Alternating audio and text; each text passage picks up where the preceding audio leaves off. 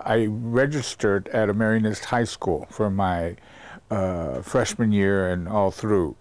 So my meeting of the Marianists was not accidental, but it was just part of the reality in going to a Marianist high school. I had no idea what was going to transpire when I registered at Central. My parents wanted me to go to Central because Central had a reputation for forming young men with values, with discipline, and preparing them for the world. My parents knew that. I don't think they knew about the Marianists per se. I am Rudy Vela. I am a Marianist priest. I am the Vice President of Mission Identity here at St. Mary's University.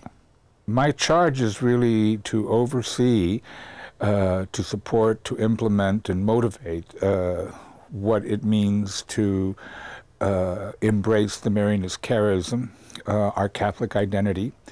That doesn't mean stifle any other kind of faith tradition or stifle any other kind of religious kind of group that may be motivating an individual, but to make it present and help people understand how it is a part of our institutional mission and what that means, how to make it really speak to who we hire, who's working here, and how we form our students. My first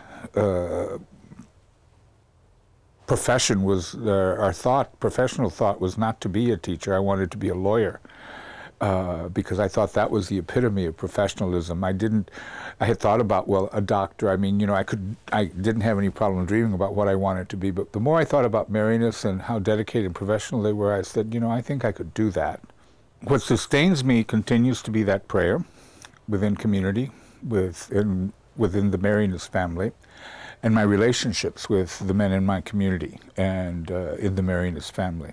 Our mixed composition, brothers and priests, you know, it's not something that people readily see and understand and can comprehend. You have to move up real close to know that mixed composition is a real gift and something unique that we share with the world.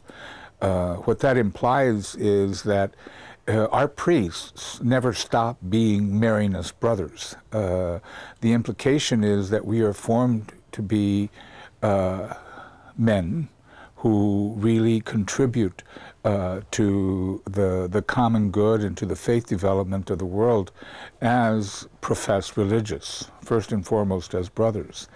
The beauty of Marianist priesthood that a lot of people don't understand is that we are called forth from our communities. Our brothers have to affirm that we're ready to serve them. And if we can serve them, then we can serve the broader church. I think that's a real gift. Mary has always been an integral part of my life, not just because of who she is as the Mother of God. I never really thought about her as the Mother of God, but who she is as a woman who listens, who she is as a woman that inspires. I think of the wedding feast of Cana. And I think the more immediate thing I was always conscious of is really her role in the church. It seems like in today's culture, in today's world, in the time today and where we're at, religious life doesn't seem to be something that most people are readily attracted to. But I think those that are shouldn't be afraid to move in closer. I think the way we have our welcoming set up for men and women to come in, first to discern jointly with one of us, second to have an experience, an extended experience of community with, and to learn intimately about what we mean when we talk about community, then move into being formed to understand the vows. I think that's there. When I came in right out of high school, we were formed right into understanding the vows. But keep in mind, I went to a Marianist high school. But for people contemplating vocations, I just think there's a certain boldness, there's a certain step that they have to not be afraid to take to, you know, just step in and know that what they're doing in faith, and then let God and Mary do their work.